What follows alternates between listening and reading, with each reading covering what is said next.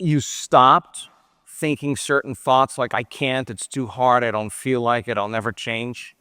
You had to make different choices. And the hardest part about change is not making the same choices the day before. And that means you're going to get uncomfortable. You stop doing the same things, the same habits, sitting on the couch, whatever it was.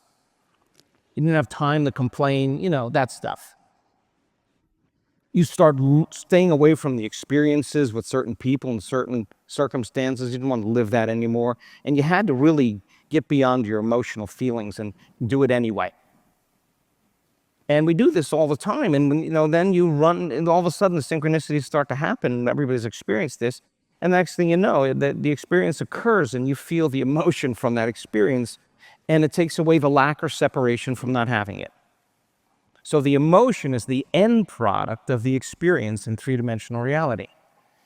Say it again. The emotion is what? The end product of the experience. It's the payoff. The payoff from the experience, having the experience, is the emotion that is the consequence of the experience. And that emotion is all the sensory information that you're perceiving. Everything you're seeing and hearing and smelling and tasting and feeling. All that information is rushing back to your brain in jungles of neurons or organizing into networks. And when they string into place, another part of the brain called the chemical brain, the limbic brain, the emotional brain, begins to make chemicals to produce that emotion. And that emotion then takes away the lack. And now you say, I created that. And then you go to the next one. Now you can get really good at doing this.